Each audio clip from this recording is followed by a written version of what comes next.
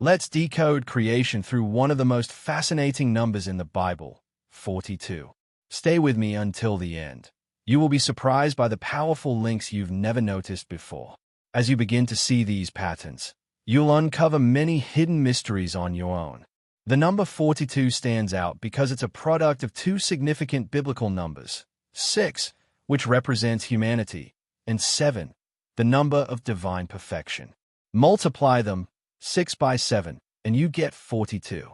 The first implied reference to 42 appears in one of the most important moments in Scripture, Numbers 33. Here the Israelites camped 42 times during their wilderness journey, and 42 becomes a symbol of spiritual journey, testing, and growth. A second striking appearance is found in Judges 12, where 42,000 men from the tribe of Ephraim were slain for a trivial reason. Here, the number 42 becomes a symbol of judgment.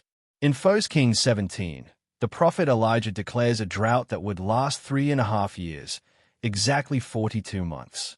Once again, we see the number 42 as a symbol of judgment, this time directed at Israel for turning away from God. Later, in 1 Kings 18 verse 42, Elijah climbs to the top of Mount Carmel, bows to the ground, and prays, leading to a heavy outpouring, a foreshadow of the final outpouring of the Spirit of God in Joel 2 verse 28.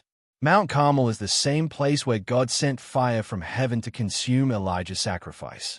Spiritually, Mount Carmel represents a battleground between truth and deception, where God confronts false prophets. It is also a place of restoration, where God begins to turn the hearts of his people back to himself. The verse number 42 verse, and the theme of 42 repeats once again.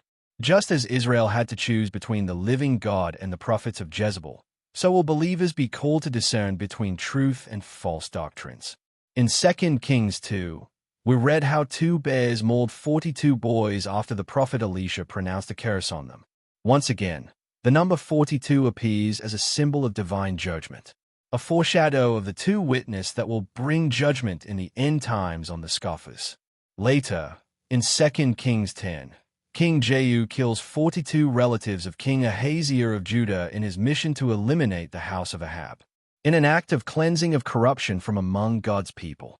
In Daniel 7 verse 25, the prophet describes a fourth beast that will rise to dominate the world powers and exalt himself. It is said that he will rule for a time, times, and half a time, a phrase widely understood to represent 42 months, symbolizing the reign of the Antichrist. This same period is echoed in Daniel 12 verse 7, where it says, "It shall be for a time, times, and an half, and when he shall have accomplished to scatter the power of the holy people, all these things shall be finished." This speaks about the duration of the Antichrist's oppressive rule, 3.5 years, during which he will persecute the faithful and challenge the covenant. Together, these passages reinforce the pattern of 42 months as a prophetic symbol of testing and the final confrontation between good and evil. Now let's turn to the Gospel of Matthew, where we see a striking detail in the genealogy of Jesus. There are 42 generations from Abraham to Christ. This number links the coming of the Messiah to a divine pattern woven throughout Scripture. In the book of Revelation, the number 42 appears repeatedly as a symbol of tribulation and divine protection. In Revelation 11 verse 2, the Gentiles trample the holy city for 42 months, marking a time of oppression. In Revelation 12 verse 6, the woman flees into the wilderness and is kept safe for 42 months.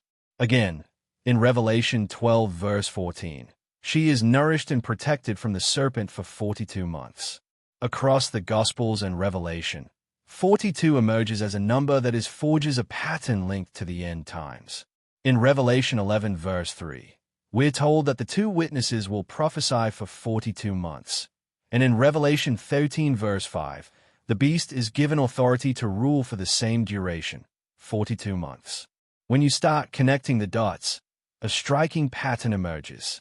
The number 42 is the link that connects Israel, Christ, judgment, Elijah, Elisha, the woman in Revelation 12, and the Antichrist. Each of these carries deep prophetic weight, tied together through this number as a thread. The pattern is too evident to be missed.